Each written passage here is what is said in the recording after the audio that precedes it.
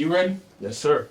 Johnny, go. You ready? I'm always ready. Let's lights, camera, action. That's how winning is done.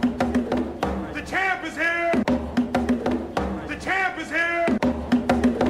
The champ is here! The champ is here! The One Life Podcast. Welcome back to the One Life Podcast. Today with your host, Todd Lawrence, co-host, Jonathan Horn, aka Johnny Unitas, and the champion, VERDO. So let's clap it up for him. VERDO McTEER. You ain't know his last name. I know that's why I had to put it. Yeah, the champ is here, ladies and gentlemen. The champ is here. Welcome. We're happy to have you with us. I'm glad to be here, man. Yeah. Good looks for pulling up. Nah, for sure. It was a long time coming. Yeah. Long time coming. Long time coming. Well, welcome to the One Life Podcast, man. Where every week we bring new talent from the local area. You know, we gonna go all around the world, but right now we bring a local talent from the local area of Pennsylvania, man. And we had some cats from New York City come on too as well. But yeah, like tell the people a little bit about yourself, Verdo, man. Like, you know, where you from, where you grew up and stuff like that. You know what I mean? We'll get into how you started boxing and stuff like that. Well, I'm from Bronx, New York, so I'm one of those people from New York. Boogie down Bronx. Nah, I mess with Pennsylvania heavy though. I ain't throwing shade, but I just had to, you know. But I ain't from Pennsylvania, nigga. I'm just saying. I'm born here. I'm from New Jersey, man. Yeah. Yeah. Talk your shit though, Ken. Come on. I'm 21 years old. I've been boxing for about 3.5 years now, since I was 18, like a couple months into being 18 years old. And I wasn't even supposed to live up here, but I started boxing when I moved out here. I moved out here right after I graduated high school, and once I started boxing, I was gonna go to college, but this was calling me, so all the other stuff. Yeah. How you knew it was calling you? What you mean when you say it was calling you? Boxing was calling you? Well, I don't mean to be one of those people, but even before boxing, I could always fight. Yeah. People say, but yeah, I could always fight and stuff like that. And people who know me know. I couldn't fight to the extent that I can now, obviously. Like I couldn't fight for shit, but for the average person, I could fight. Throw a couple hits though. Yeah. So you had to run some bullies out of the hallways and shit. Something, not even that completely, but I just always, you know. Niggas is jealous and shit. You had to stand on business. Nah, for sure. And when I was younger and stuff, I used to be a little punk and stuff, so it's like, and even then, like boxing now, like I'm not gonna say like, oh, I do this now so I could beat anybody and stuff like that. It comes with it, like the nerves and stuff like that.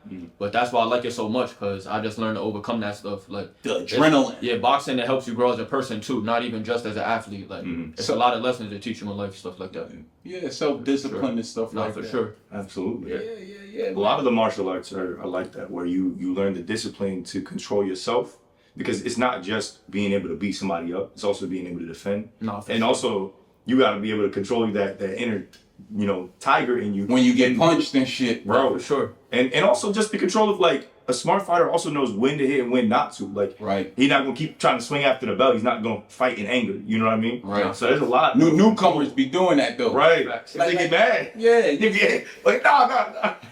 Yeah. Tell them, cause I used to box too. Like, if y'all don't know, most of y'all know, but I used to box too, man. And I hung my gloves up, but I started with Verdo. Well, Verdo started with me, and he now he is champion. Now he has just won the Pennsylvania Golden Gloves in only 2.5 years. How many? 3 years. Yeah. 3 years, man. Put the trophy up, man. Like, yeah. Tell people the trophy. Put that shit. Appreciate it. Yeah, man. Number one. How many people you had to fight in the tournament? 3 people. 3 people. Yeah, they was from Philly and Allentown. Talk about it. Like that. Golden Gloves tournament 2024. So from the first round through the finals? Sure. Yeah. What was your experience like? All right, well, it was 7 people in the whole tournament. Okay. And out of all the 7, I was ranked 5th. So they was already I was already like the underdog or whatever. Because before the tournament, I wouldn't say, like, obviously I developed into a better fighter, but even before that and stuff like that, I wasn't always this good and stuff. I lost a few fights that I shouldn't have lost. But it just comes through your journey. Nah, for sure. And then I grew as a fighter. Like, I stayed down and I just prevailed, I guess. But yeah, so I was the 5th ranked. I had to beat the first seed in the tournament too to get through that, and then yeah, so I just won the whole thing. Ran through them niggas. Yeah. Bing, bing, bow. I ain't gonna lie, not a single fight was challenging either. Y'all wasn't messing with the champ, man. Y'all wasn't messing with my man. His jab, put your arm out. Show the people. Look how long the reach on. That's what I'm saying. Yeah, put it out. Man, that nigga pop you in your shit. Stop you in your shit, man. Yeah. So now that you won that tournament, what's next for you in boxing? Well, I'm an open class fighter now. Okay. So that means I have more than 10 fights. So I'm going on a 3-minute rounds, and my goal, I'm going to small goals at a time, but the next big goal, well, it's not like the final destination, but the next thing I'm looking forward to is winning nationals. Okay. So in order to do that, I gotta compete in these tournaments and get invited down there, and then I'm fighting against people from different states like that. It's not just Pennsylvania or Eastern Pennsylvania. I'm fighting the whole.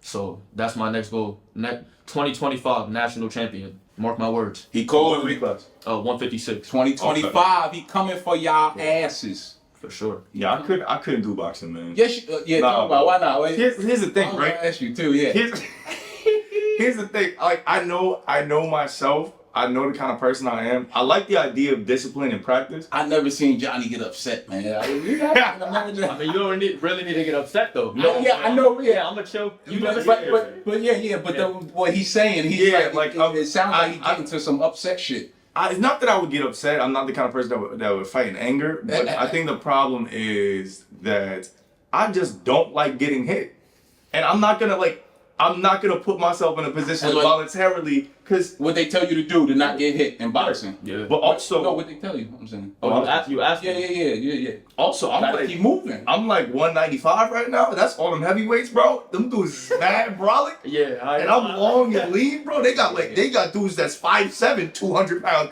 just mad diesel. I'm not trying to fight some wannabe Mike Tyson dude hitting me in the ribs mad hard. Like, nah, I'm a pass. Yeah. I'm gonna go read books in my house. Yeah, all my sparring sessions was pretty heavy. He told me about my man Horse over here. Oh yeah. Shout out Horse, man. I don't even think he boxes anymore, but it was this dude named Horse, man. And in my boxing days, I boxed for 4 years. You know what I'm saying? I didn't tell people, but for 4 years I boxed. You know what I'm saying? And I just hung my gloves up. But when I was boxing, I boxed this dude named Horse, man. And Horse, he hit me. He was like your weight, bro. That dude, that's the Horse hit me the hardest. That was one of the persons that hit me the hardest throughout my 4 years of boxing. And I didn't get knocked out or nothing, but I felt that shit. It felt like a horseshoe hit my fucking face, man. Yeah. But pass on that. Yes. You have those experiences, and I'll live vicariously. Hey, listen. Put it like this. You know, boxing. I love boxing, and it's very fun and exciting. And here's the thing with boxing though, and with any sport you do, you must stay committed and you must have your heart in it. You know what I'm saying? To win it. You know what I'm saying? VERDO just went through the Golden Glove. He was fighting for his life. Right. Fighting for his life, and he came out on top. Mm-hmm. You know what I'm saying? That's how you want to come out. You know what I'm saying? On top, man. And you know what you just made me think about? So VERDO, when you're approaching, like you said, you were ranked 5th, so you knew you weren't like the favorite to win any of your fights, especially since you went against the number 1 seed early, right? Yeah. What do you do mentally? Like, does that being the underdog like motivate you, or do you like just lock in and be like, I'm gonna show them what I could do? Like, what's going through your head? I'm gonna show you how great I am. Yeah, show the people, man. Ali, man. Nah, but really, like it's regardless of what you think, like you could tell yourself anything, you always gonna feel those nerves no matter what, even when you expected to win, right? Because when you're the underdog, it's like that, and like nobody think I'm gonna win, like, and you were nervous about that, like, oh, this guy I'm fighting, they think he's better than me, right? But even when you're not the underdog, it's like, damn, like if I lose this, I'm gonna look like, damn, like who am I? Like, stuff like that. So, I can't lose. I ain't gonna lie, the nerves was getting me though. Like every fight, like before every fight, like my mom. What's the feeling? My mom can attest. Before every fight, she would ask me like, "Are you alright?" Like, cause I'll just be sitting there like, "Oh my god." Like you about to get on a big ass roller coaster or some shit. But a thing that got me through all the fights and stuff was definitely prayer. Because when I'm feeling like, thank God, I'm alone in there and stuff like that, I just tell myself like, the power of God lives within you. So. It's my bro. Is that like a mantra for you? Like you tell yourself that every fight. The power of God lives within you. For sure. Yeah. The power of God lives within you. Adjust this camera real quick. Me. Nah, but yeah, like it's nerve wracking, like for sure. But I'm just like, win or lose, I just can't wait till it's over every time. I just can't wait till it's over. So are you more of like a technical boxer, or are you just trying to knock people out? I'm more technical for sure. But I can bang though. My coaches get on me about that a lot because I'm tall, so I'm not really supposed to be in there like that. But I don't know. Sometimes it's like you give them that like you get hit good one time, like one good time. Yeah. It's not like I start fighting angry and stuff, but it's but you're like, I gotta lock in. I gotta get my get back. You get the get back. Yeah, but like as I grow as a fighter, I'm definitely disciplined. I'm more disciplined than I was before. So I fight like in the Golden Gloves. Every game plan that my coaches gave me throughout the whole thing, I listened to it to a T, like perfectly. Every single fight, and it works. So. Amen. Nah, but do you have like a favorite fighter? Who your top 3? My top 3, like currently or all time? I do top 5. We gotta do top 5. Yeah, because top 5 is kind of rough, all time. Word. All time, but top 5. Yeah. Okay. Top 5 boxers, man. Who your top 5 of all time? Current day too. You could slip them in there. You know what I mean? If you got to do 7, you could do 7, but just try to put. 5. Let's start with 5. Yeah. Something. Top 5. Number 1. Like I wouldn't say these are my favorite, but these are like numbers don't lie and stuff like that. Right. And like the eye test is a big one. But number 1 is definitely Floyd Mayweather. Like it's the money team. It's not that he just went 50-0. It's like damn near every single fight. Yeah. Damn near every single fight, it was like that shit wasn't even like. Yeah. It was no question about who won. Besides like 2 fights out of like 50. All his punches the whole time. Yeah. Nah, for sure. He dictates the pace of the fight. Floyd Mayweather is definitely number 1. I'm gonna just say 5 in general. I ain't gonna say like in order because then it's a lot to think. Like it's a lot. Yeah. Putting them in the rankings challenging. So Floyd is definitely number 1. Lennox Lewis is definitely in my top 5. Heavyweight legend. Yeah. Sugar Ray Leonard. Let me think. It's a lot, man. And I don't want to discredit anybody else. Roberto Duran. He went all the way up from lightweight to light heavyweight at 5'5". That's kind of wild. Yeah, that's incredible. Roberto Duran. Right there. And then I'm gonna have to say Tommy Hearns, man. Bro, hold on. Pause. Say those again. So Floyd Mayweather, Lennox Lewis, Roberto Duran, Tommy Hearns, and who else did I say? Lennox Lewis, you said him? Yeah, I said him already. And Tommy Hearns? Yeah, said that. Roberto Duran, Floyd Mayweather. And Sugar Ray. Yeah, Sugar Ray, yeah. So Ali is not in your top 5? Oh, and you got his shirt on right now. Listen, if I told you to give 7. Listen, I respect Muhammad Ali for sure. Like, but you don't think he's top 5 best fighters? Best. He lost to Ken Norton. Ken Norton only had 7 pro fights, man. That was at the end of his career. It was near there, but not the butt end. I mean, he did have Parkinson's when he was fighting. Not when he pulled. Ken Norton was like. Hell yeah, he went out like float like a butterfly. He should have. You know what? Vibrate like. You know what the thing about Ali is? As much as we love him, I think. Rest in peace, Ali, man. Facts. Sure. I think a lot of blood that nigga. Pause. I think a lot of great. You ain't gotta pause that because that's not. Yeah. You know, but with all this no Diddy shit, man. But I think this is probably a problem in a lot of pro sports where athletes will play or compete beyond the point that they should have. For sure. I think Ali, like many other great athletes, continued to fight when he shouldn't have. And I don't know if that's a pride thing, I don't know if it's a money thing, but it's usually a combination of both. Yeah. Where people may not have been able to manage their funds correctly and they're like, oh, well, I'll get $1 million if I fight this dude. You know, and yeah, I could beat him. I'm still nice. And it's like, bro, you're not you at 20. No, you know what I mean? Know when to step aside. I think a lot of people will struggle with that. Like, what do you think about that? Nah, for sure. I think it comes not even just the money, but the passion. It's like they've been doing this their whole life. So it's like life after, a lot of people don't know. Like, it's like, what now? Speaking of just sports in general, not even just boxing, Tom Brady, Jesus, man. He extended his all the way to the... And football is way different than boxing. Boxing and UFC, those two sports are like you damaging your body to a different level. You know what I'm saying? Nah, but even with football, the CTE though. Yeah, but Tom Brady too. He's a quarterback. Right. He's not really. No, but he's getting hit, but he's like getting protected compared to like a wide receiver getting cracked every play. Or right. back, Or a fullback. Right. But every play goes to the QB. So every single play, if your offensive line's not holding up their own, like you getting hit. Right. Yeah. Regularly. Yeah. Ankle injuries, knee injuries. So I agree. Like Tom Brady, I think Tom Brady and LeBron James are like freaks of nature. There aren't people like them. Yeah. They're very rare to be able to play at that level. Rest in peace, Kobe. Right. But even Kobe, I love Kobe, but Kobe fell apart. What is ACL? With so many injuries, like finger injuries, wrist injuries, like toward the end of his career, Kobe was great for like 13 years. The last, I would say 15 years. The last like 5 years of his career, he was falling apart. Right. You know what I mean? We love him and respect him because he'd have these random games where he dropped 40. But even Kobe said, like, I'm not who I was. Right. You know what I mean? And yeah, we got a 60 piece out of him in the last game, but the man shot like 60 shots. Right. You know what I mean? Like, you don't normally get 60 shots. You know, to be as good as Tom Brady was at the end of his career, as good as LeBron James is right, like in the playoffs again. Right. You know what I mean? People are like, LeBron in the playoffs right now. Right now. Yeah. And his team is not that great. Like the Lakers are good, but they were like the 8th seed. Real life GOAT. Right. So like, and people are like, you know, if he beats the Nuggets in the first round of the playoffs and gets to the finals again. Yeah, I wouldn't be surprised. People are like, he's solidifying his name as the GOAT. And then people still gonna be like, well, he only got 5 rings. Jordan got 6 and never lost.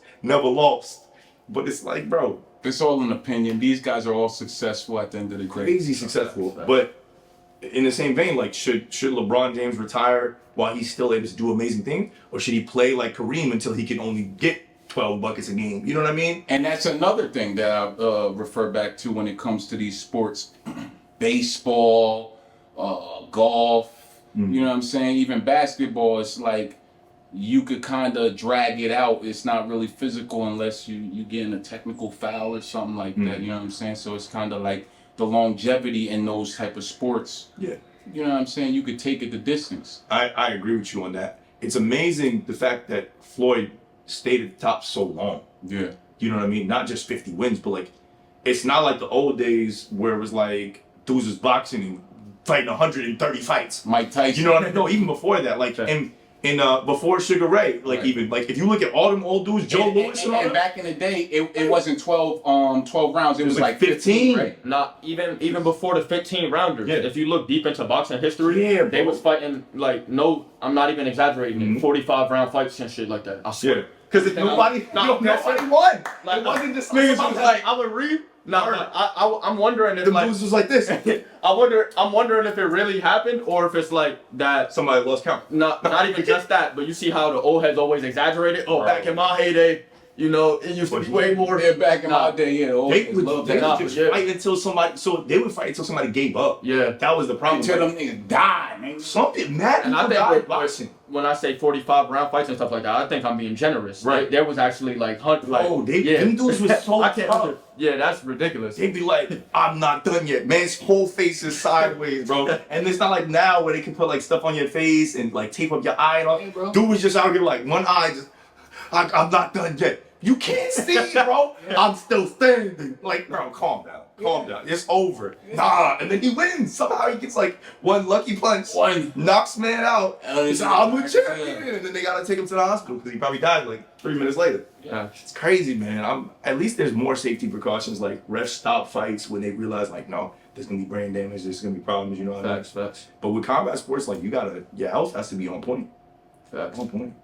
So what's some advice you could give to like new boxers, any boxers that are thinking about getting into the sport and stuff like that? Like your experience when you first came into sport, basically.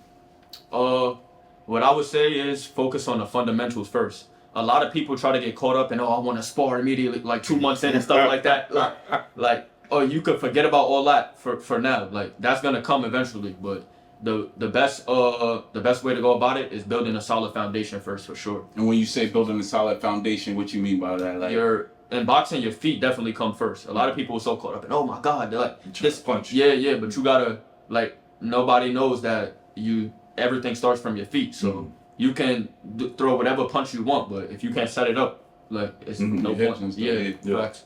What was that first sparring session you had like what was that feeling of being in there the first time with somebody that like actually was like I'll give you an example, like when I first went in there with somebody, it was like that KO dude from like I think he was from East Stroudsburg or something, and like I felt the punch and I was like, oh, and everybody was around the ring and nigga, I got fucking sweat, nigga. Oh, your energy just drains so fast. But what was your experience like? What like my first sparring session feeling? Yeah. In general, or like with the first the toughest guy? Like the toughest guy. Like your first, because you know when you get in there and you up against somebody you could toss around. It's not this. You don't get that feeling. Well, Well, I did some in-house sparring first, like against guys like VJ and stuff like that. Was like, but still we teammates, so we ain't gonna kill each other. But shout out that nigga VJ, man.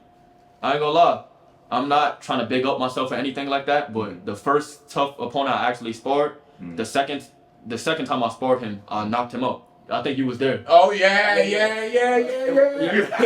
You don't gotta say no names. I'm not gonna say his name. I know who you talking about. But yeah, the first time I sparred him, like I didn't do bad. Like, well, I didn't do completely bad, but you can tell like he was better than me and stuff like that. Oh, so you felt you got he touched you a little bit. Yeah. And you felt he was like, oh shit, this is is boxing. Welcome to boxing. Yeah, I was like, damn, like these guys are a little better or whatever. But the second time I sparred him was a week or two before my first fight. And then he came to my gym this time and stuff, and he actually had 2 fights at this time, and I had no fights.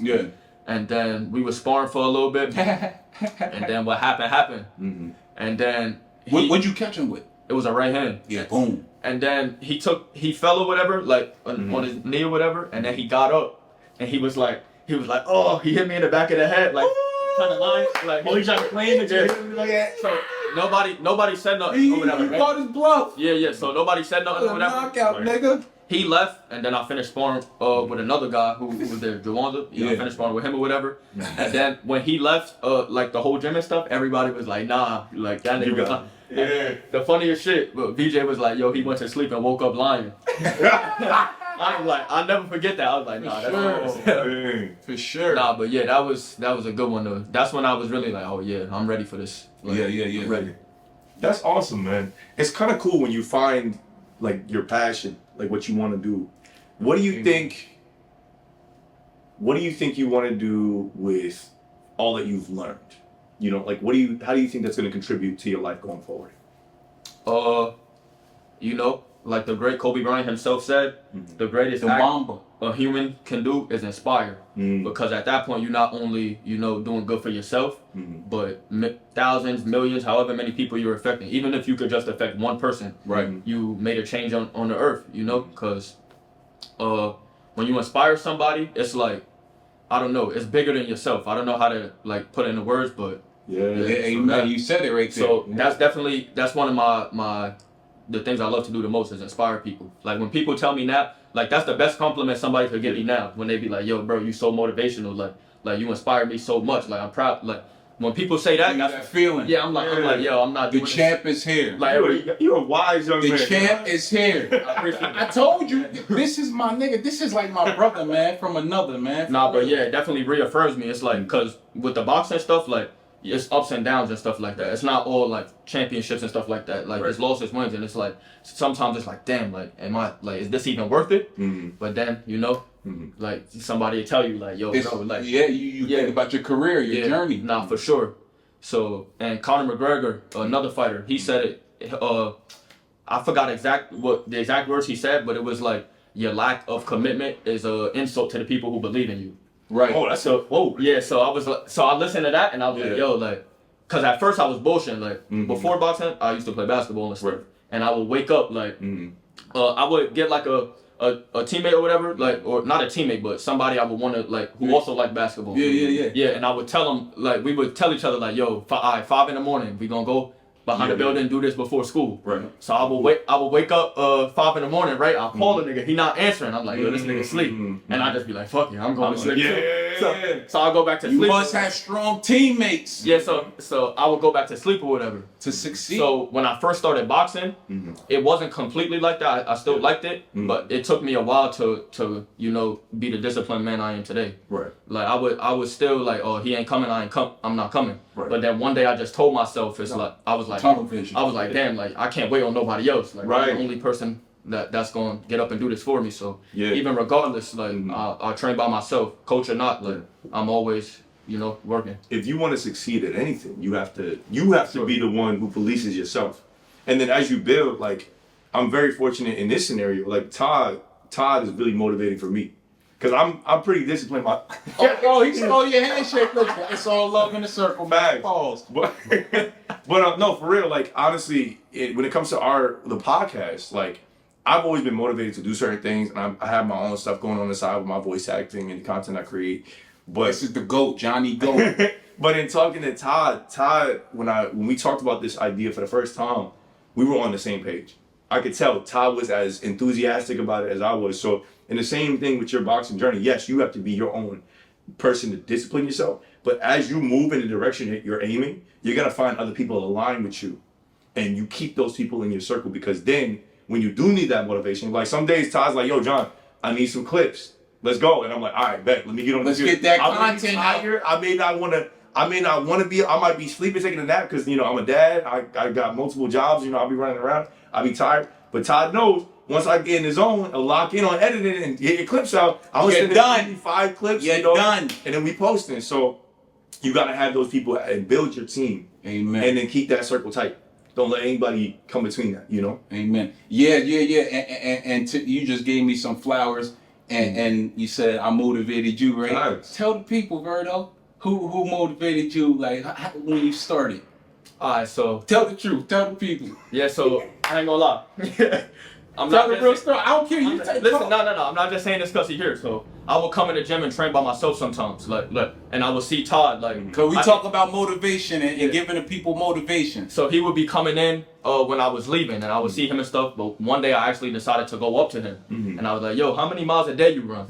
And then he told me or whatever, and then he told me his routine and stuff, and he was like, "Yo, you should actually come with the trainers and stuff." Cause when I first started, I was just by myself and stuff like that. Right. So I came with the trainers and stuff. That's where I met my coach now, Jesse. Appreciate him. But yeah, so shout out Coach Jesse, man. Sure. So I came with the trainers and stuff, and then I would train and stuff.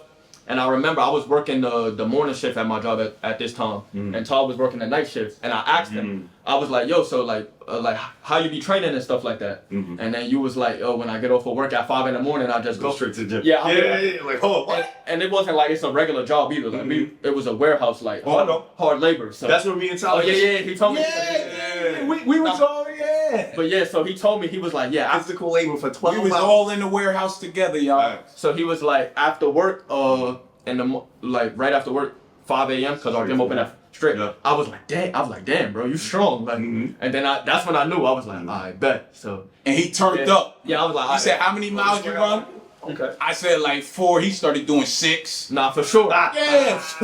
Yo, and when I used to spar Verdo, bro, he got some sharp ass punches, man. Yeah, you think he looks skinny and slim, bro? When, like I said about Horse, you got a strong punch. I know when you jab niggas, they think twice. Like, hold up, I gotta get around under this guy. It's different now too, cause I'm getting sharper and sharper. Yeah, that was. And in your weight class, you probably have a size advantage too. Nah, height wise, 99% of the time, yeah, because you could honestly, I would imagine you'd be able to hit a lot of dudes and dodge they punch at the same time. Flipping and catching them. For sure. Mm-hmm. Yeah, are you more of like a counter puncher? It depends what I need to do. I don't limit myself to one fighting style. I guess you could say I'm a boxer puncher. That means you can do anything like Terrence Crawford type stuff. Okay. I'm not you don't really limit him to that's what I try to flexible to be. Yeah. Whatever I gotta do, I could do it. You gotta be adaptable. Back to what I said before, my coaches be getting on me and stuff. They oh, you too tall for that. But sometimes you throwing and Yeah, sometimes you throw it and the guy is just relentless, like, you know, and then you forced. Right. It's like, no, you can't back up. Like, you're forced to sit in there. Yeah. And then shout out to my teammate Kareem too, cause he like 190 pounds, 200 Shout pounds. out Kareem. Yeah, I'll be in there brawling with him. Yeah. So I feel like that made me durable. Oh, like, so it's like these guys that big strong dudes will put a hurting on you. Yeah, he got like a 40-pound advantage on me. So so when I'm sparring these guys that's like 150 pounds, like my weight and stuff, it's you like, nah. Yeah. You can't touch me. I'll be like, yeah, he hit way harder than Float that. like a butterfly. Nah, for sure. Like a bee. For sure. That's awesome. What has been your toughest like challenge so far through your journey in boxing? Honestly, like just staying, like every day is a challenge. Like it's no specific thing because I do a lot outside of boxing because obviously at this point in my career, I consider boxing my career, but it's not paying me. Yeah. Like it's a big investment. It's coming. Right. Yeah, so we getting there. Outside, I would say the biggest challenge is outside of that, managing that, especially because my main job now is hard labor. So right after work, like I'll be tired and I'm like, damn, I got. And you got 2 jobs. Yeah. The champ is disciplined, bro. It's like I gotta do this or whatever. So yeah, definitely balancing outside of Future's here. well, I wouldn't say balancing because my schedule is very consistent, but I don't know, I'll be drained and I'll be having to push through that. Yeah. But yeah, I definitely for a while I've been sticking to that though. So yeah, it's becoming second nature. Cool. So I got a question for you. Outside of boxing, what are some things that you do to unwind and like clear your head? That's the thing. Like I don't mean to sound cliche either. I don't really do it like for real. Like I barely do anything. Like I'm just straight working boxing. Like I gotta go and I'm just locked in. Amen. I'm trying to think of like I don't know. I just do like regular stuff, nothing spectacular. Like I don't know. I just chill, like watch TV. Get some pussy. Ty, you might be one of the horniest people I have. There's a room with just dudes in here, and all he's like, Nah, yeah, bro, cause it's real. This is bro talk, man. What else you gonna be doing? You ain't jerking up. You do the chat. Getting pussy. Hey, but look, the real question behind getting pussy, right? When it comes to boxing, you know, it's that myth saying like, you know, don't have sex like, you know, a few days before your fight. Tell the world, is that true or what's your opinion on that, man? Well, I don't think it's true, but you know, I feel like on fight day, like I try to mentally lock in, and it's hard to do that when you're thinking about the what ifs. So it's like me, I train consistently 100% of the time. Right. So I'm never wondering, oh, what if I didn't work hard enough? That's out of my worries. Yep. Yeah. But I don't want to have to wonder, like, damn, like I just had sex. Like, what if this is burning me out? Like, I don't like. Yeah. Like, anxiety. So I don't even chance it. Like, right. I ain't gonna lie. My coach tell me to do 2 weeks. I just do 1 week. Like, okay. Yeah. I do like 1 week before the or that Sunday. I mean, like, a couple days like. But the whole week of, like, I'll stay from it. Yeah. Cameras rolling. We back after that quick commercial break. Brought to you by Gatorade. No, I'm just playing. Brought to you by. Welcome back to the One Life Podcast, episode 8, man. Here with the champ, VERDO McTEER, just won the Golden Gloves Tournament of Pennsylvania 2024. We got him live in center right now, man. You know what I'm saying? In the flesh. But yeah, back to our conversation, what we were saying and stuff like that. You know what? Mix it up. You going to the fight this weekend? Oh yeah. Real, Devin Haney and Ryan Garcia. Give your opinion on that fight, man. Before you give your opinion, I feel like Ryan Garcia, he's not taking the fight like too serious. He's out here goofing off and acting like a cornball while, you know, he's about to put his life on the line. What do you say about that? Well, I mean, what you show the world isn't always what you're actually doing. So he could be doing that. So Devin is like, oh, he's not taking it serious. So I don't, like, you don't know. A lot of people play a lot of tricks. I don't think he's that confident that he could beat Devin though. That's why I think he's doing all of that. He's trying to do anything he can to like get in his head and stuff like that. But yeah. So I can't even speak on it because I don't really know what he's doing. Who you think gonna win? Devin Haney, of course. Skills pay the bills, man. What round? Or is it going the distance? Most likely it's gonna go to distance, but I can see Ryan getting stopped. And I don't think Devin got the power to like knock him out one punch type shit, like sleep him. But he definitely could overwhelm him. Yeah. And then just beat him up bad enough to the point where it's like they gotta stop the fight. I could definitely. You could see that happen. Yeah, for sure. Do you think because Ryan lost to Tank, especially since Ryan lost to Tank to a body shot and Tank was like, yo, he weakened the body before that fight. Do you think that chink in the armor of Ryan motivated him? You said the chicken armor? Chink in the armor. Oh, okay. Yeah, that chicken armor. No, but do you think that, let's suppose something like that happened to you. Put yourself stopped by a body shot. Put yourself in Ryan's shoes for a second. The body shots hurt, man. Bro. You don't know the air out you. That's worse than that fake. Yeah, they take the energy out of you. They keep getting hit in the body. So my question is, suppose you were Ryan Garcia after that Tank fight, and up until that point you thought you was on top of the world. What would be the things that you would do to get yourself locked in for a fight like Devin Haney? Well, you got to look at every opponent differently. Okay. So right. I wouldn't say that. I don't know how to explain it. Like, I don't really think that affects the fight with Haney, especially because Haney's like a longer rangy fighter. So, but I don't know. That'll definitely change my mindset though. Like, it'll definitely make me like push harder. Like, nothing specific, but just a regular like work harder than I did before for sure. Interesting. Yeah. Do you think you would train, like in my mind, and I don't know because I'm not a fighter, but my approach to problem solving is like this. If I find that I have a weakness, because that's the reality. Ryan had a weakness, Tank knew his weakness, and then gave it to him at the right time, in the right moment, and put him down. If I'm aware, or if I wasn't aware of that weakness, now I am, if I'm Ryan Garcia, I am going to train in a way to make sure that I can't get knocked out that way again. Right. You know what I mean? Yeah. Because that's got to be the most discouraging thing. When you take that hit, he went down, you watch him, and you see him, everything in his face says, I think he was just scared at that point. Like, I don't know. Because you can't get up from those sometimes. I know, but I'm saying, like, the way he was looking back and forth, like, are you going to stop it, my nigga? I'm done. Like, yeah, it was one of those, like, all right, and then they go that, like, yo, man, all right, we going to get paid today. You know what I'm saying? It was one of those type shits, man. What you think? You seen Adrian Broner recently? He tried to holler at Coyle Ray, right? Yeah. What the fuck was he doing? I don't know. That was some shit. Yeah, because it's the way you come across sometimes. And you've been losing fights. You can't, if you a boxer and you losing fights, man, don't be out here trying to like slide in DMs and shit, because better slide out. It's niggas like Tank and Shakur Stevensons and Real Devin Haney's. They want them type of niggas with 20 and O's. They want an O at that because they know they getting that real money. It's all about the bag nowadays. Even if you don't got the O, you better have won your last fight. You can't lose your last fight and show him be like, hey, baby, let me holler at you. She's like, nah, who beat you? Let me get his number. Yeah. You know what I mean?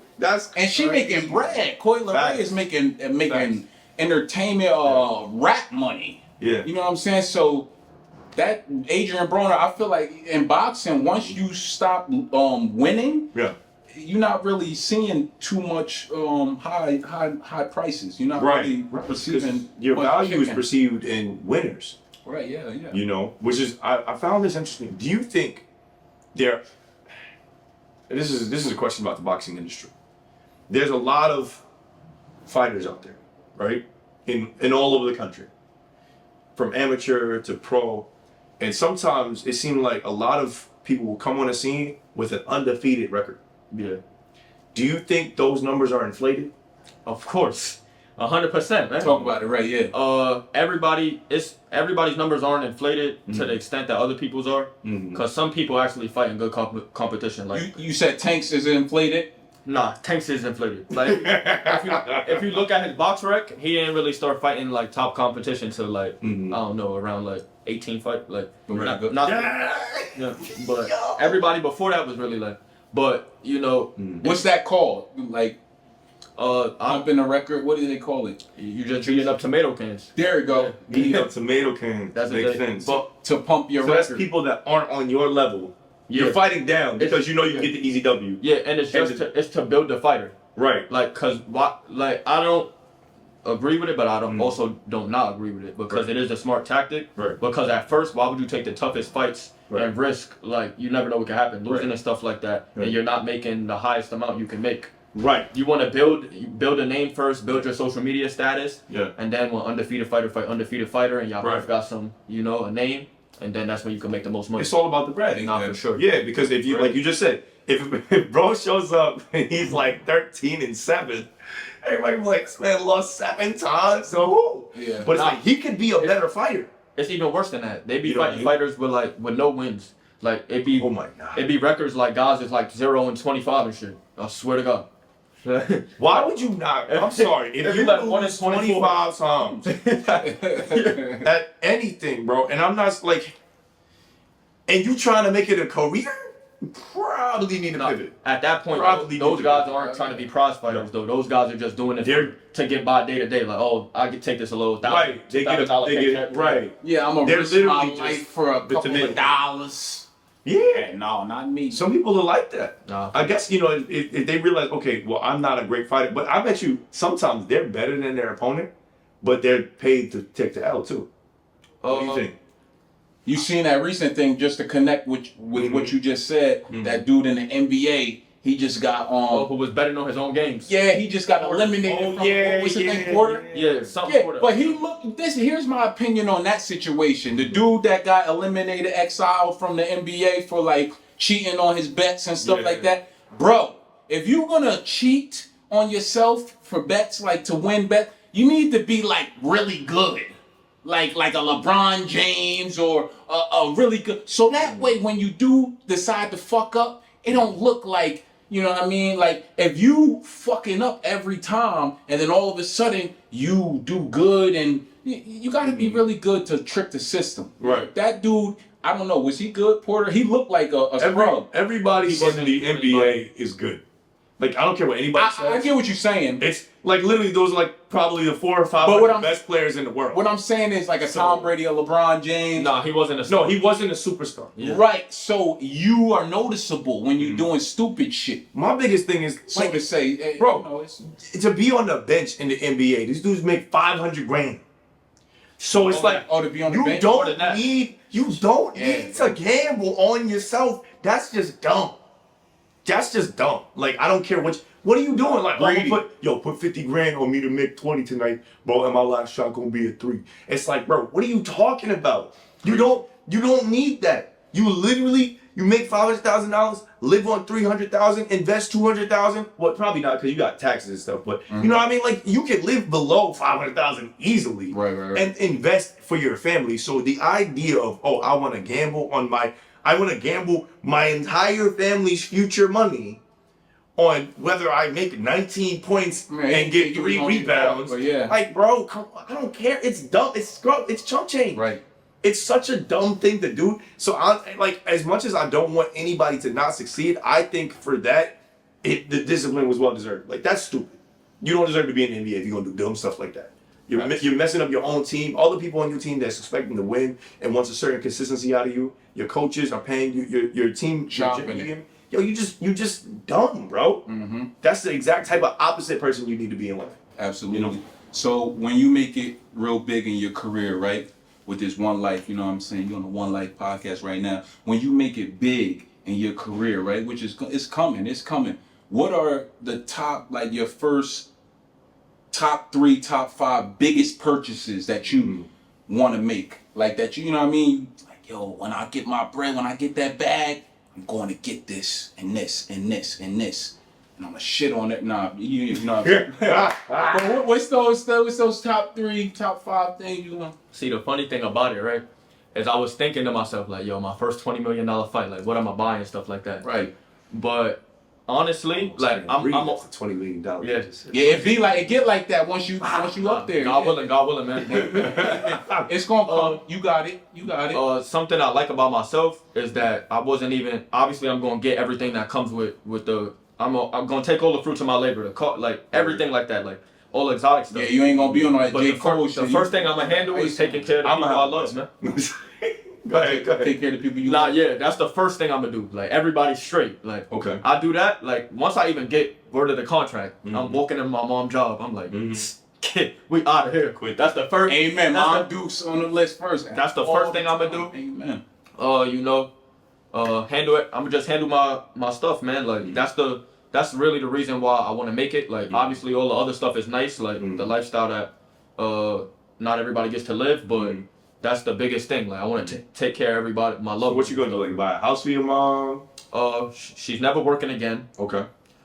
Definitely gonna get a house. By that time, hopefully. Where at? Wherever she want to move. She don't. She my mom live in New York right now, but Right. she don't. I don't know. She just like it out there. So I don't know. But she told me she'd probably move to Jersey or something like that. But like not regular Jersey, like up in up where the mansions. Yeah. So $1 million home in Jersey. Facts. The champ is here. Facts. But yeah, just tire my mom really. Get some ice. Yeah. But some what kind of car you want to get? My dream car is a Urus. Urus, yeah, Lamborghini Urus. Yeah, I want that shit too. Yeah. That's the. I'm definitely.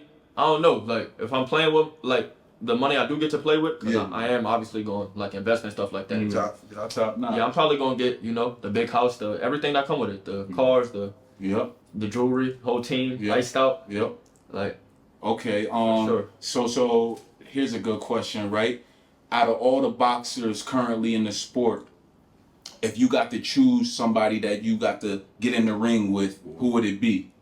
Like just out of experience, like one day, you know what I'm saying? Once you up there in the pros, who is somebody that you would love to share the ring with? Like, I do think about that sometimes actually. I just look at the guys at my weight, like the younger guys, because if I could look at the guys at my weight, but if they're already pushing like 30 something plus, then it's like, that could be. Yeah, by the time I get to that level, they're gone. Right. So definitely, I'll be thinking, like, damn, I'm gonna really have to fight Boots one day. Okay. And that nigga, he's not. Boots and it's Boots. Yeah, he's not a game. He's tough. Right. So it's like, damn, I'm really. He from Philly, right? Boots. Yeah. Yeah, that's the main one I'll be thinking though. I'll be like, damn, I'm really gonna have to fight this nigga. Yeah. This shit gonna be real though. Got you. Hell yeah. Yeah, man. Well, shit, man. You got any more questions for the champ? I think. How about this? One more. How many miles do you run a day? So before I used to do the regular miles and stuff like that, like the 6 mile and stuff like that. But then I realized that's not the most efficient way to train for the amateurs. Okay. And for the amateurs, it's more like a sprint, not a marathon. And the pros, it's like 8 rounds, 10, 12 rounds. Right. And the amateurs, the most important thing for your conditioning is more than the miles.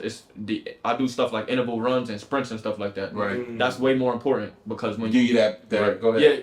And it's a pro style and it's an amateur style. Pro style, you're more poised, relaxed because you go over the course of 12 rounds. You can fully exert yourself. Right. Amateur, you only got 3 rounds, so you gotta win that. Yeah. Every round you gotta let your hands go and stuff like that. So because you trying to win like off the numbers. Yeah. Okay. So you don't got time to just sit there Wait. So I don't even run a specific number of miles. I just do interval runs and stuff like that and sprint. That's more important than 3 mile time or a 6 mile time. When it comes to amateur boxing. Yeah. How do you transition from amateur to pro? Well, I can't say yet. I'm still an amateur, but Okay. Like I'm sure there's like steps in the goal. Oh, you talking about like training wise or just in general? So I would assume you have to qualify for a professional fight. Okay. What are the qualifications? I see what you mean now. Yeah. So you can actually turn pro whenever you want. Like you right now, if you wanted to turn pro. Like that's the thing, right? So I want to do 0-25. Yeah. Yo, let me get 2,500 to fight. Bro. So certain guys do that, and that's how they end up like that. You might be alright. That's how they end up like with the 0 and 25. Cause they're like, I'm fighting only short dudes. I'm gonna cut 30 pounds so I can fight below my weight. Let me fight some dude, but I'm still have to fight this dude because I cut 30 pounds. I'm like 165 still. Yeah. Nah, but so anybody could turn pro when they want. But obviously, if you turn pro, no experience and stuff, you're just gonna be one of those tomato cans getting beat on for $1,000. Right. But and explain what a tomato can is, because we've been using that the whole time. What is a tomato can? Some people don't know what a tomato can is. So basically, a tomato can, you going in there and you know when you're gonna lose. Like you just going in there for the check for real. Right. So you Just don't. showing up. Yeah. That's how a lot of guys build their resume. So you basically commit suicide. You know what I'm saying? Yeah, you just going in there for the check and stuff like that. Yeah. But so me right now, if I wanted to turn pro right now, I could technically, but I'm not gonna do that yet because amateur you could take like wins and losses. It don't matter. Amateur, that's just not part of your pro record. Yeah, that's just for experience. Right. You want to get as much experience in the amateurs as possible, so you can see every style of fighter and stuff like that. Right. But pro, your record counts. Like that's set in stone. That's really your career and stuff like that. So you can't afford to lose. So I'm probably gonna go pro in my goal is about 3 years. I got a question for you. What do you think about the Olympics? Like you know how like some professional boxers they end up like they basically they train for the Olympics to get some of the best competition in the world. Yeah. And then they become pro because then they have a name and they have experience and they're an elite athlete. Have you ever thought about pursuing that route? He definitely, yeah. So the thing is, right? Boxing is actually getting taken out of the Olympics. Really? Yeah. Oh, for real? Yeah, 2024 is the last year I didn't know that. because of corruption. Like, people were paying judges and stuff like that. That's crazy. Like, there's a couple times the United States should have won gold, but they actually lost due to corruption. The last time they won gold was 2004, and Andre Ward. Wow. So corruption and stuff like that. Like a lot of like even on the lower scale, like not just as big as the Olympics, but even on the mass scale, it's a lot of corruption and stuff like that. Wow. And I got robbed before, so you know. Wow. Yeah. How'd that happen when you got robbed? A couple times I felt like I should have won, and I didn't. But you know, that's how the game goes. So the thing is now that I'm learning as I develop and stuff like that is you can't let it be close. Yeah. Especially going to somebody else's backyard. If you even like make it seem like, oh, that could have went this guy's way or something that could have went this guy, they're gonna be like, yeah, so it's over. So you gotta go in there and either stop him or completely dominate. Right. So that's why I'm catching on to that mindset now. So That makes me think, like, you ever get into a fight where, like, say somebody hit you and they hurt you, but you in your head, you know you hurt, but psychologically you can't let it show that it hurt you because then they're going Poker face. right. Yeah. Does that ever happen to you? So I never, like, I got a standing 8 count before. Okay. Which is if you get hit like a certain and the hit looks good, the ref will like count to 8, make sure you're good and stuff like that. Right. But I was never necessarily hurt. Okay. Like I've been hurt from like punches more that I didn't get a standing 8 count from than the ones that I did. Yeah. So this one guy and he wasn't even that skilled. Like but you could tell like he was like Aki and yeah, shit. so I would say he's the hardest hit I ever faced. Like he hit me twice, and I actually won this fight unanimously too. Wow! But he hit me twice, and I was dizzy. Like but I just kept my composure. I don't even remember the round, but that's how hard. CTE, man. Nah, but yeah. So he hit me like it was like one was an overhand right and one was a left on 2 separate occasions, and I felt it like. But I wasn't like, damn, like I need to get away from that. But I was like, damn, what the like, I was like, but I wasn't really, I never really been hurt like in a fight. Yeah. So interesting. Not yet at least. Tom, you ever get hurt besides horse? Hell yeah. And when I was born, hell yeah, I got knocked down one time out of my 4 years boxing. You know what I'm saying? And he was a heavy hitter. And motherfucker, and I had went like probably like 10 rounds of sparring, and he caught me. He came to the body, boop, boop, boop, and he came up top, boom. And next thing you know, I was getting up like I was ready to fight some more. Yeah, man, I was like, I thought it was just getting started. What? And they pulled me out. He said, "Come on, live to fight another day." I said, "I'm all right." Yo, you ever see the fights where it's like a fighter would get like a TKO or whatever or knocked out, and then he start questioning the ref like, "Yo, why you did that?" You was niggas be like, Yeah. But like the dudes that get knocked out, but they still throw punches nowhere down. Yeah. But here's my thing, I got knocked down one time, and that dude had a lot of experience. You know what I'm saying? But also, I had my days in that sparring ring where I was like. You was making some mouths bloody. Yeah. You know what I'm saying? Yeah, because I was. That's some people see that moment. And that's like when you had the braids. Yeah. I had the Deontay Wilders. I thought I was like, bro, I'm gonna tell you the truth. When I first started boxing, I thought it was gonna be like this, bro. I thought I was gonna go in there and be like, bro, I'm gonna crush everybody, like Hulk mode, bro. Right. I was like, nigga, I'm gonna go in there and everybody, bro. Bro, I got in there, bro. I started quick. Yeah, but I didn't get humbled until I went up against somebody who actually had skill. Right. And then that's when I realized, I said, oh shit. There's levels. All right. I gotta train harder. Okay. Yeah. You know what I'm saying? I wasn't beating on, I was gotta run some more. You know what I'm saying? All of that stuff plays a big part. You know what I'm saying? And if you don't got your heart in that sport, bro, you committing suicide. So just stop. You know what I mean? If your heart's not in it, bro, just be in the corner, work the corner. You know what I'm saying? Just fucking entertain, man. Go to switch your lanes. You know what I'm saying? Do you remember one of the first conversations you and I ever had? Because it was about boxing. Yeah, no, tell me about it. So I remember. Yeah, tell me. Talk Because about here's the thing, right? When I met Todd was in boxing mode. Like, he would be like, in between where we talked about this a little bit, he would be like doing push-ups in between throwing boxes. Like, this dude was just constantly, and I was like, yo, what's good with you? You know, we had a nice, first time we ever really chopped it up, because they sent me over there to talk to him about something. They're like, make sure Todd's doing whatever. And I'm like, this dude, he just in his trailer doing his thing. So we was talking for a minute, because I like to avoid work when I could at the time, because I didn't like that job. And I was like, yo, what's good with you? And he's like, yeah, I'm in boxing. And I was like, well, you're gonna be a heavyweight, right? And he was like, yeah. Angry mode. Word. Always. And I was like, in my mind, this is before Deontay Wilder fought Tyson Fury. So, like, to me, he was like the most dangerous man on the planet. And I'm like, I know. To this day. Right. So I'm like, yo, Todd, and I can see his, no, he don't. I can see that influence in the way you were approaching everything. And I was like, yo, you might have to fight that dude one day. Like, if you get nice at this. And he was like, yeah. And I was like, yo, this man is crazy. He's outside of his mind. Bro, for as big as you are, you got to be in he's that even zone. bigger. Listen, you know? when you boxing, it's eat, sleep, and shit boxing. You know what I'm saying? You got to wake up, like, at least me, man, I would wake up on that mode. Like, I wish it, bro. Like, any nigga that look at me wrong, I let him know. Like, yo, I box. Yeah, you was a scary dog. You was a scary dog, bro. I ain't want to rub Todd the wrong way, Paul. But I was like, yo, this dude, it's crazy. Bro, anytime I went out to the clubs when I was boxing, like, I felt like I was holding down the whole team. You know what I'm saying? Yeah, bro, I'm telling you, like, I was like, yo, something on the phone. Yeah. Let these hands fly.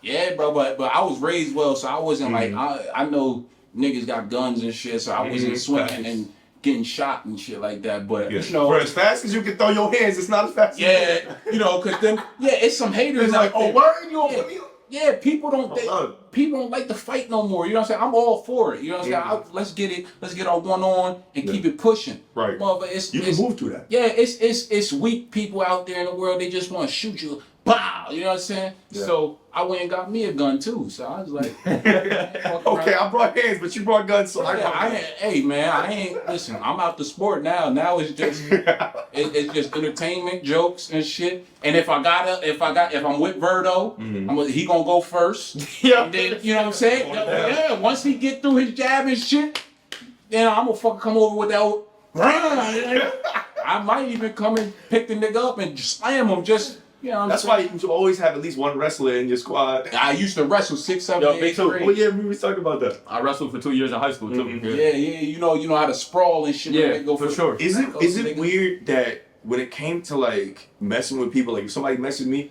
I'd rather deal with a boxer than a wrestler? What the fuck? I know that sounds crazy, but here's the thing: if a boxer hit me, he knocked me out, and I'm out cold, and that's it. He's not gonna sit there and punch on me. Some people. Yeah, well, I mean, but generally that ends the fight. Right. Wrestling is not going to end like that. I'm like, he might break my arm.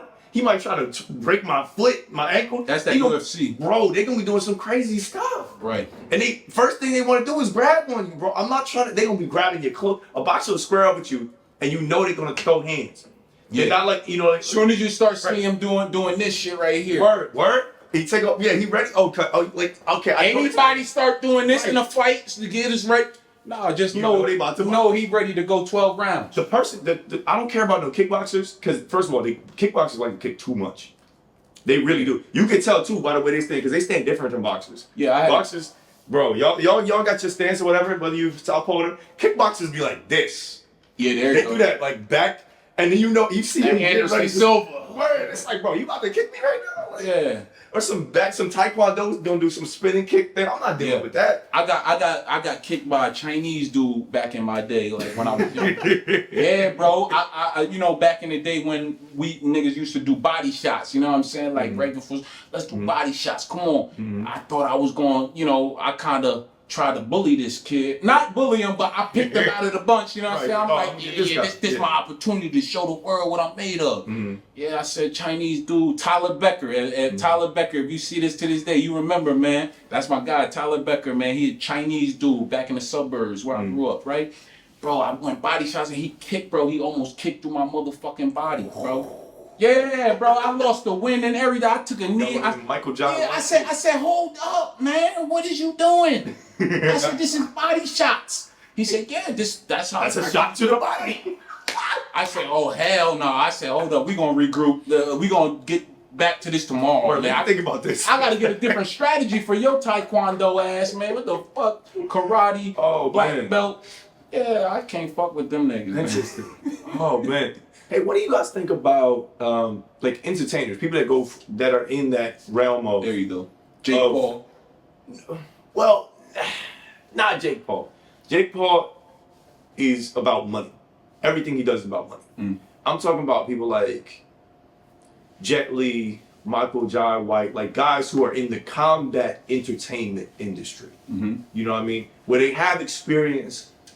Do you think that's a good transition for like athletes to go in after they finish their career from being in a combat sport to being in, because like the experience allows them to do that? What do you think? Me preferably, I wouldn't do anything like that. I can't speak for them, but what I would do is work somebody's corner. Like after boxing, that's one of my goals, that I want to train a world champion. Hopefully, like if I have kids by that time and stuff like that, I want my son to be a world champion. But you know, whoever's you want your kids to box? For sure.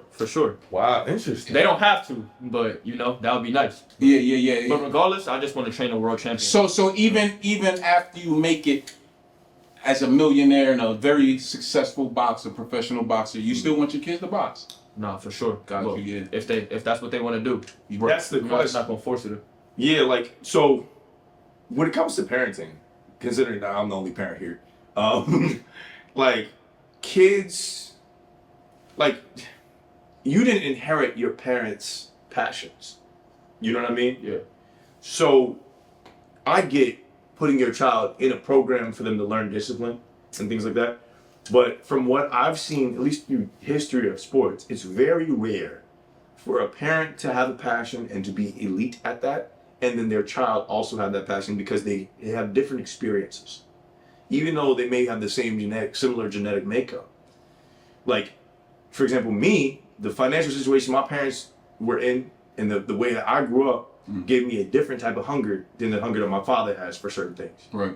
And the same thing, like the situation I'm setting up for my daughter, she shouldn't have the same struggles and same challenges, because I've learned from the things that my parents did.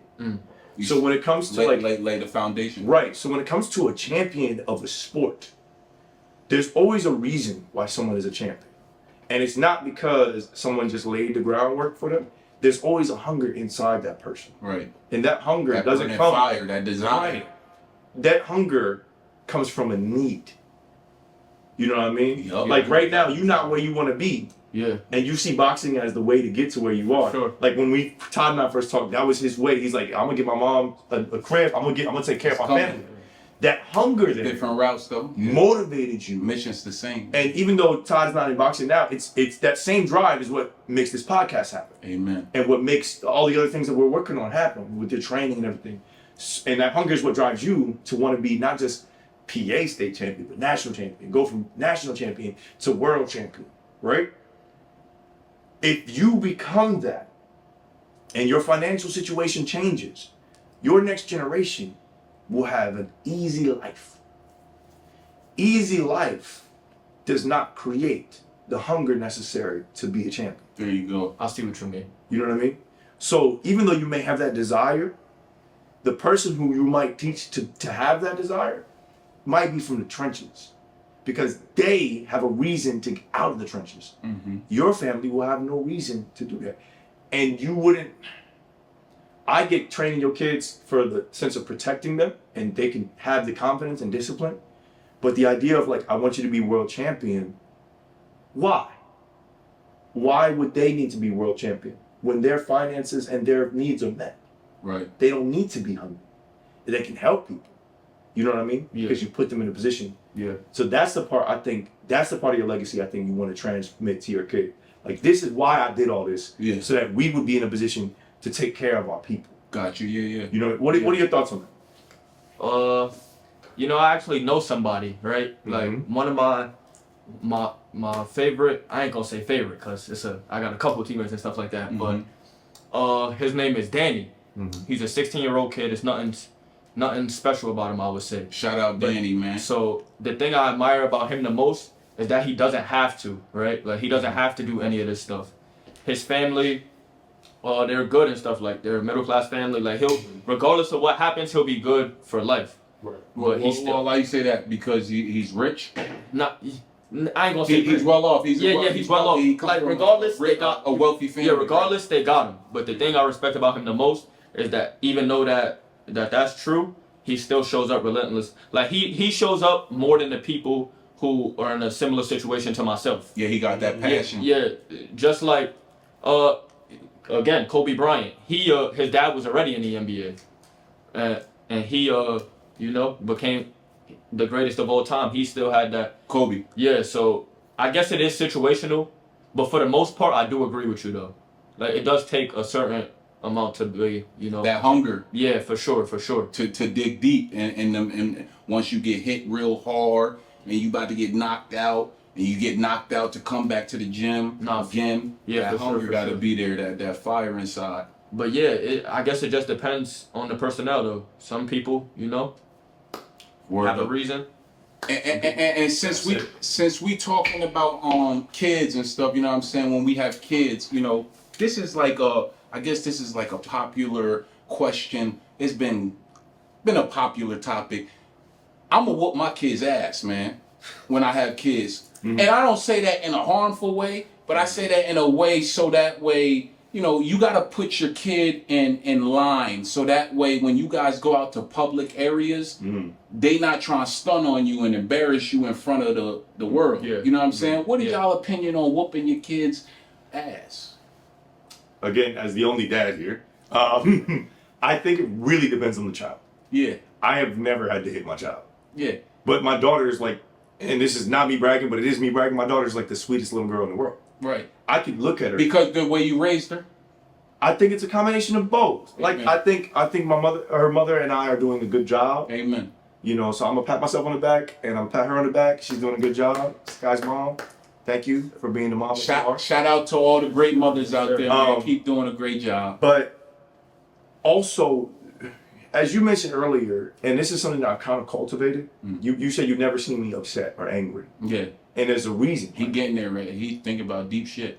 Like, there's a reason why I'm like that. Yeah. I've worked composure. I've worked very hard to be that way. It's like we mentioned earlier, prayer. I pray a lot. I study and read a lot, and I've learned balance over time how to manage. And I didn't come naturally because I was an angry little boy. But I learned. You was an angry kid when I was very young. Yeah. You was bad? No, I wasn't bad. But you ever got suspended from school? No. I know you didn't. I was a detention? Did you have a detention? Nope. Give it up for Johnny Goat, man. That's why I got you on the team, man. I was a good kid, but I could get angry instantly. Yeah. Not everybody could make me angry, but the people that had the ability to make me angry, it went from 0 to 100. Like I would yell so loud, everybody like 2 blocks away could hear me. Like I would. One time I'm not gonna talk about that, but no. You punched a hole in the wall. No, I did that shit. I did. I had to patch it up. I fixed it. I definitely was like a danger to be around when I was angry, because I would lash out and hit people for no reason. I would attack people for no reason. Like, just like literally, it seemed like nothing happened, and then something in my mind flipped, and I was just like violent. Yeah. Like, it was weird. You ain't never had no punching bags as a kid and shit? Nah. You did karate, Johnny. No. Me and my brother used to wrestle a lot, though. Okay. Me and my brother he was a lot bigger than me and a lot stronger than me. Yeah. So, fortunately for him, he was bigger than me and stronger than me, because if we were the same size, it might have been a different story. But he was very strong. Yeah. So, he couldn't really be hurt by me, and that worked in our favor. But he would just laugh. But no, because of the energy that her mother and I bring, I think Skylar sees that. Right. She sees us when we're upset, but we're still both very positive people. We speak highly of each other. We speak highly of others. We're both very helpful. And so my daughter is helpful. Right. And her temperament is very sweet. Mm-hmm. Like, I remember one time I was upset with her because she did something that I asked her not to do. I said, hey, I need you to do this. And when I went to talk to her, she started crying. So a child like that, you don't ever have to hit it, because just the look just the words, just knowing that you're The disappointed, demeanor. that's enough to make her feel what she needs to feel to change her behavior. Yeah, but I feel like, But- you know, I gotta, when I get my kid, I gotta have the belt like, whoosh, whoosh, whoosh. I gotta pull that move a couple times. Yeah. Like, nigga, you know what time, whoosh, whoosh. Because You know what time, what's going, right. As a parent, you also know your energy is in that kid. Yeah. So you remember what you might have been like if you know you was a bad kid, that's possible that could be in your child. I used to grab the belt. I used to run from the belt. Right. So that could be in Yeah, it. bro. For example, one of my close friends, one of my best friends, he's like a big brother to me. He's got 3 kids. His oldest one, you could genuinely talk to. And he's a little bit softer in that way. His middle child is one of the most stubborn people I've ever met in my life. Yeah. He will fight you. Like straight up. And he is strong. Yeah. He is the strongest little 4-year-old I've ever met. God.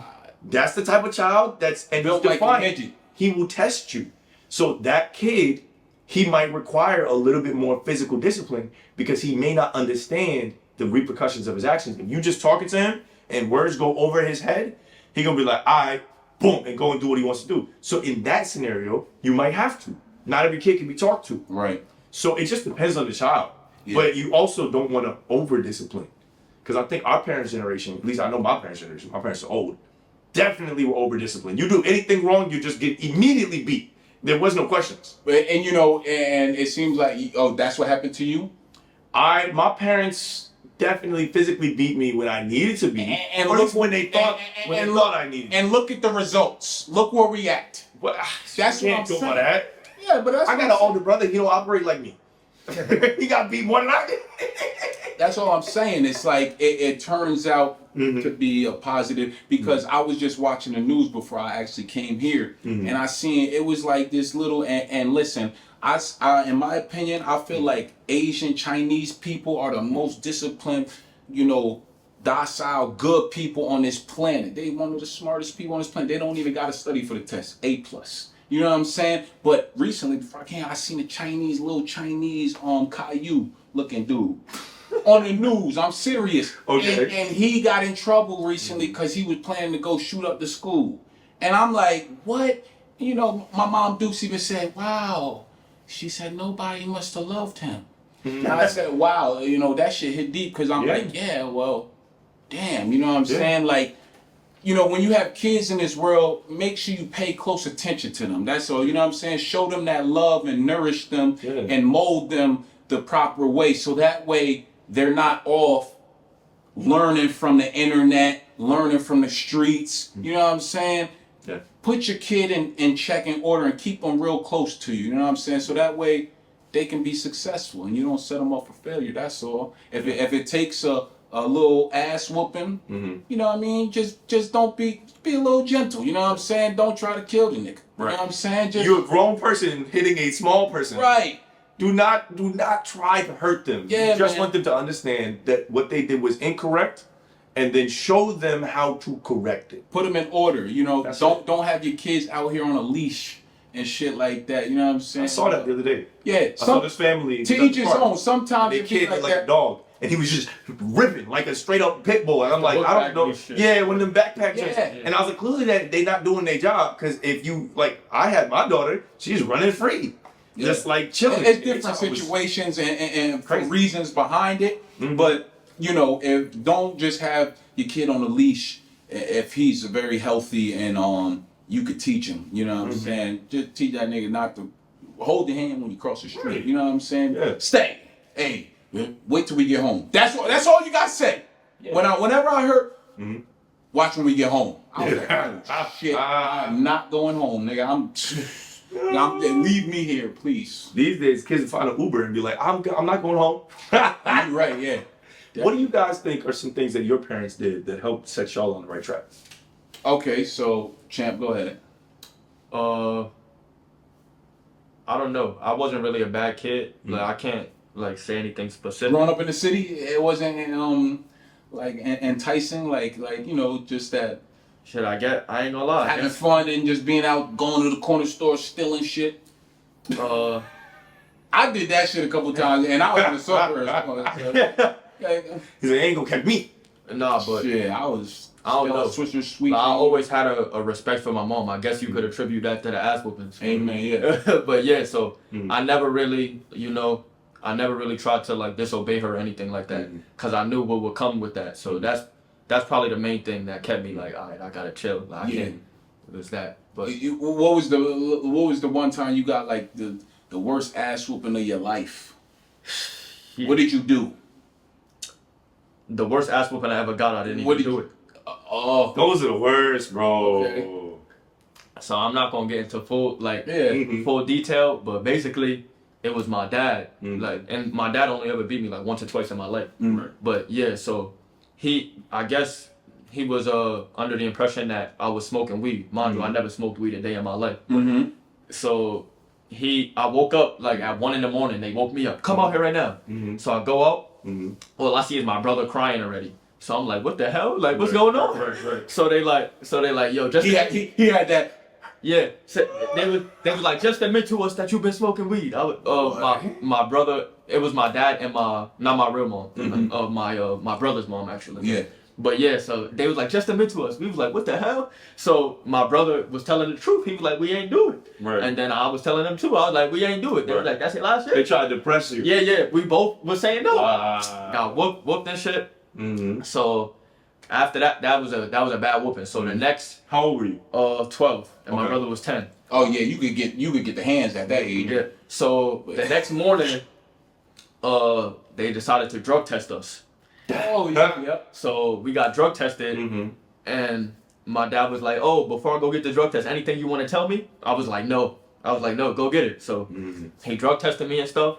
Shit came out negative. Yep. And my dad, he apologized and stuff. That's beat first, ask questions later. Yep. Yeah. I don't know if that's good parenting though. Hey man, it look what it did. Nah, but that's he's not this person because he got beat because he didn't do something. I'm this person because I got beat. Listen, probably doing it. I don't agree with that because there was no hardcore fact. Like literally, my dad wasn't even there. Right. My brother's mom walked in. Right. And she was like, "It smelled like weed in here. Y'all been smoking?" We was like, "No." And she just assumed. Yeah, and then she was like, "Okay." Left. Me and my brother kept playing with the toys. Yeah. Went to sleep like it was a regular night. Yeah. I woke up. I was like, "Damn." Yeah. And here's the thing about parents. Like parents, a lot of times, especially if you're the oldest, like it's the first time they're parenting. And most times, when the first time you try something, you're usually bad at it. We don't give parents enough credit. Like, just the fact that we survived. Like, y'all took care of us. Yeah. You may not have been great at it, but you fed us. You gave us a house. You gave us clothes. You took us to the village. You maybe put us in school with this certain things. Like, thank you for those things that you did. Yeah. We may not always. So, to all the parents out there, thank you for the work that you do to try to make sure that we survive to adulthood. Absolutely. You know what I mean? Keep doing a great job with parenting, man. Yeah, man. Work. I think the kids didn't ask to be here. Fact. So once you have that fun night and you drip drop, and that 6 months later, 8 months later come along. 9 months top. 9 months later. Yeah, you the dad in here, man. You know what I'm saying? But yeah, 9 months later. About premature babies. Hey, man. Listen. Once you have kids, be ready, man. All the focus and attention is for them now. Everything you do is for your kids. So you know what I'm saying? Have kids and turn up for them. Stop that going out partying and all that bullshit. Make it make sense because kids grow fast. You know what I'm saying? And like I said, they didn't ask to be here. You know what I mean? So that's most important. How about you, Top? What are some things that your mom did that helps you, that you feel like even to this day still guide you? Yeah, Mom Dukes is a strong woman and she was an independent woman, you know what I'm saying? My father passed away when I was 12 years old. So, she raised me and my little sister on her own. And Mom Dukes moved me and my little sister from the hood of Newark, New Jersey, to the suburbs, which was Montville, New Jersey, Pembroke, New Jersey. And from there, we had an apartment there, and then she moved us from there. This is from her working like 2 to 3 jobs, you know what I'm saying, building great relationships with people.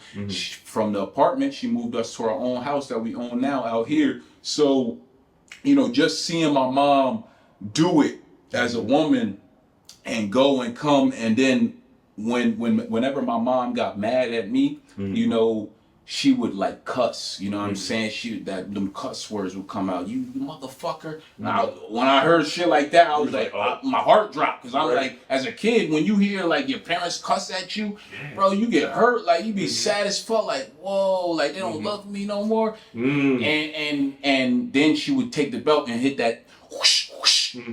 Yeah, when I heard that shit, it was like, oh, bro, I would run to my room and go sit in front of the door and stay there until it was nighttime. Wow. You know what I'm saying? I was bad, hell yeah. And then I got older, she would try to beat me. I grabbed the belt. But I think, I think what it was, man, it's like, I seen she never gave in, you know, no matter how hard it got for her. And whatever I asked for, all the Christmases, I want Xbox, I want Nintendo, it was under the tree. And I was the type of dude that I would like rip the Christmas boxes open just to peek and see. Yeah, I got caught a couple times. Hell yeah. Boxes look, you know what I mean? I shake it. I know this is the Xbox now. We gotta find out for real, nigga. I'll rip a little piece and try to tape it back. Man, I got caught, got my ass beat. But yeah, I feel like that sternness that she carried with herself, you know what I'm saying? And that nourishing of love, you know what I'm saying? It was like, there's nothing like a mother's love, you know what I'm saying? So when Mom Dukes is like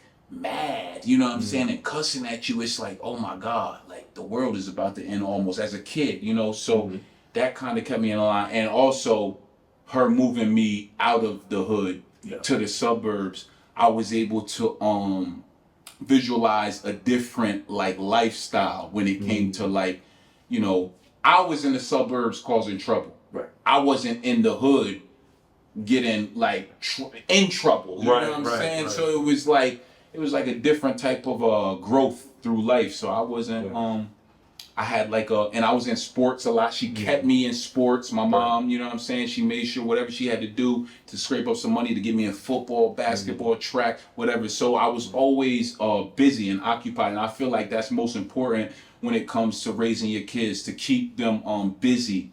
You know what I'm saying? Get them in activities so that way they meeting other kids and they don't have really too much time to venture off and go ahead and get in trouble into some nonsense because, wow, I want to start. I want to be a starter. I want to be a cool kid. I want to, you know what I'm saying? So keep them in activities and stuff. And that's what my mom did. And it helped, you know what I'm saying? It helped keep me like balanced, so to say. You know what I'm saying? I got wild and stuff, but she never took her eyes off of us. You know what I'm saying? And that's important. Never take your eye. Once you have a kid, always pay attention to them and make sure you give them that real nourishment. You know what I'm saying? And it's gonna pay off in the long haul because that's who I go hard for now. You know what I mean? Mom Dukes and little sis. You know, I want to give back to them majorly. You know what I'm saying? So that's what it was for me. You know what I mean? I think that's a great like example.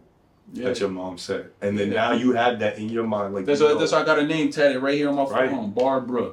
Every day, you see that. Yeah, man, I'm gonna do it for Mom Dukes. You know what I'm saying? Absolutely. And that, you only get one. You know what I'm saying? Yeah. Peace pops. You know what I'm saying? And I put it like this: no matter what your parents go through in this life, you know what I'm saying? As a kid looking up and looking at the adult world, you know. I put it like this, you know, my parents, they didn't have a perfect lifestyle when it came to like, you know, being in a relationship and taking care of us together. But I put it like this, without one without one or the other, like you need both of them in order for you to even be here. You know what I'm saying? So, you know, if your pops and your moms is still alive here on this world, you know, don't hold resentment against, you know, your parents because, you know, we all go through tough times in this world and challenges, and we grow and we become greater people over time. You know what I'm saying? And without both people playing a part, your mom and dad, it would be no you. So I thank God every day for, you know, the both of them and thankful that they connected and made like handsome young man right here. You know what I'm saying? Yeah, man. Yeah, I think when it comes to me, I think that my parents. I think of two things. I think one, my mother's ability to see good in people. I've always admired that about her. And so she always had a variety of friends that was from different backgrounds and everything like that. So that enables me to have the same thing. Like Not all my friends are like Todd. Most of my friends look different from me, act different from me, have different interests. But because I was raised by a person who values the differences and always expressed appreciation, that's something I value. And then my father, he has very strong convictions. You know what I mean? Like when he really believes in something, he works toward that, works for it. Right. And I think that I kind of carried through. And those two combined with like the ability to choose, like teaching your kids, and this is something I try to teach my daughter from even at 4, like that she has choices that she can make. Because a lot of parents, they don't want their kid to mess up. Right. They're so afraid of their kid making the same mistakes that they did that they try to dictate the path that their child takes. And I agree with putting your kid in activities and making sure that they get to learn the discipline stuff, but they'd be like, I want my kid to learn karate because I used to get beat up in school. Oh, I want my kid to be in soccer because I want him to be a good soccer player. I want my kid to do this and that. I want my kid to play an instrument because I never played an instrument. You better practice your instrument. They're not allowing that kid to choose. Build their own character. Right. So then what happens is when that child is presented with the opportunity to choose, they don't know how to. Right. Because all those decisions were made before them. My parents dignified me with certain things, with certain choices. If I wanted to do an activity, they let me choose. They said, hey, these are the options. Do what you would like to do. And if something was outside the realm of what was possible, they'd be like, all right, well, we can't afford this right now. Right. Or, which is a very hard conversation to have. With a kid, yeah. Right? But they would be honest with me about that. Yeah. And so that taught me like, okay, I got to be honest with people when I'm dealing with them. And I got to be it. And now as a dad, like I've let my daughter choose as many things as she could choose within her ability level. I'm like, hey, Sky, do you want to do this? Do you want to do that? And she'll tell me, oh, Daddy, I want to do this. Now she knows that the entire world, she can, as she goes through life, she can make choices. Right. You choose who you want to be with. You choose who you're going to partner with. You choose the friends they're not made just because you're in school with them. And as we get older, having that ability, that some people call it agency, that's one of the most important things in your life. Like knowing that I choose my future, I choose my destiny. Right. Yeah. So the moral to the story, man. Make sure whatever you're doing with this one life that you got to live, you building your character, you building yourself up to be a great person, to be able to give back and take care of one day your children. You know what I'm saying? And be a great person to your family, man. That's what, especially if you a dude. You know what I'm saying? You want to build your character, man. Learn and become that great man. You know what I'm saying? And take care of your family. Absolutely. And listen, what is some advice, you know what I'm saying, that you could give to the world when it comes to chasing your dreams? Because that's what we doing right now, all three of us right now, we chasing our dreams. So from the champ, what is some great advice you could give to somebody out there chasing their dreams right now? Regardless of the trials that you face and the failures and stuff like that, just stay consistent, because if you keep going, eventually some point you're going to succeed. It sounds cliche, but sometimes all it takes is that one big break. So you could quit today and you don't even know tomorrow, especially in like the content creator realm and stuff like that. That could have been the day, but yeah, for sure, like take your failures with a grain of salt, and don't even consider them failures. Consider them lessons, because every time like something doesn't go your way, you can use it to build on that and better yourself. Absolutely. But yeah, just stay consistent, and if you don't quit, one day you're guaranteed to succeed for sure. I appreciate that. Verdo dropping the gems tonight. The champ is here. Yes, sir. Yes, sir. Hey man, show the people like some hand speed or something real quick. Like, you know what I'm saying? Show the people some. You know what I mean? Like what yeah. Up. Hey. You need some water? No, I'm sure. That's what I'm talking about. Hey, the champ is here, man. Thank you for coming. VERDO McTEER, episode 8, One Life Podcast. It's a wrap, man. We out of here. Sir. Let's go. The champ is here. Subscribe. Absolutely subscribe.